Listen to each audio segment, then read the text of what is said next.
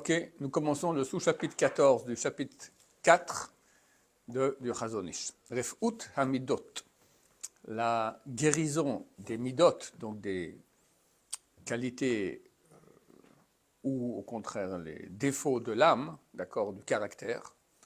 Ena besamim gashmim. Il ne se fait pas avec des médicaments matériels.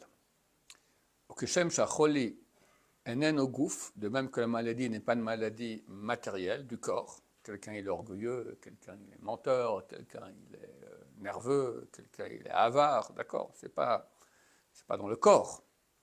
Car refuato ena min hagoufim, un ressentiment de l'âme. C'est faire guérir nos mauvaises midot. Shechinu hachacham bechormato, que le sage a préparé dans sa sagesse. Hakriya besifro, la lecture dans son livre. Marpela nefesh, elle soigne l'âme.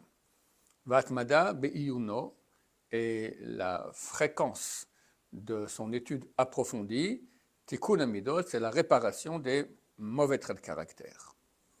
Vomnam, cependant, en akriya besifra Moussar refoua vadaït. La lecture dans ces livres de Moussar n'accorde pas une guérison certaine. Comme il n'y a pas non plus de médicaments qui à 100% guérira une maladie physique. Il y a des maladies physiques, hélas, qui ne sont pas guéries, bien qu'on prend des médicaments, ça ne marche pas. Et tout dépend de la puissance de la maladie, à quel point le corps il est déjà gâté.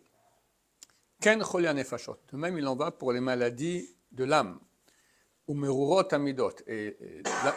l'amertume des midot, des traits de caractère. En to'altam vada'it.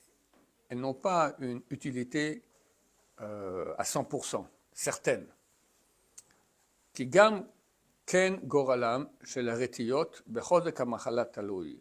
Car le résultat des pansements qu'on mettra dépend de la puissance de la maladie. C'est une maladie qui est très puissante. Donc, en 2 mots, quelqu'un il a un mauvais trait de caractère, mais très très très mauvais, et ben, il ira dans des livres de Moussar, et ben, ça ne va pas aider.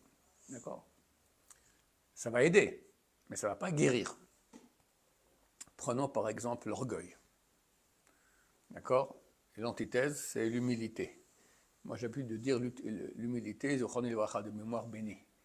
On ne sait pas ce que c'est. Quelqu'un qui va lire des livres là-dessus, alors il va être moins orgueilleux, mais pas humble.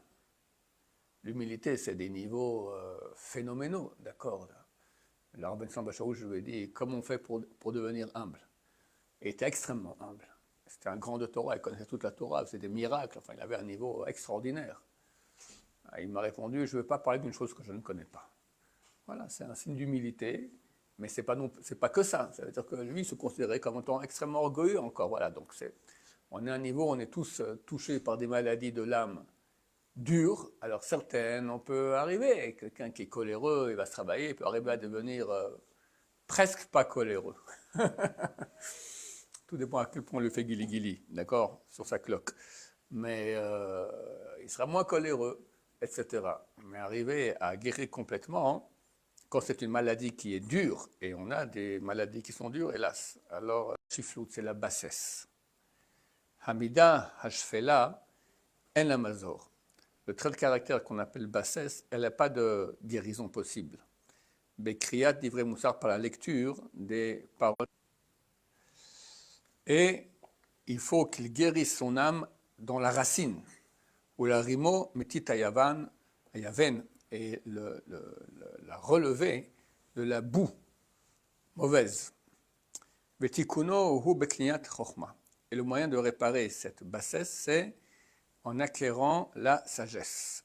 Ki menefesh kol adam asamim bnuim l'irvacha. Car dans l'âme de chaque être humain, il y a des greniers construits avec largesse. Otzrot pnuim, des trésors vide, c'est-à-dire que prêt à recevoir, pour recevoir la sagesse, la connaissance, l'intellect et la raison. Là, c'est tous des termes de l'intelligence. Benefesh kol chai mishtokeket lemalotam. Et l'âme de quelqu'un de vivant a un désir de remplir ces greniers qui sont vides.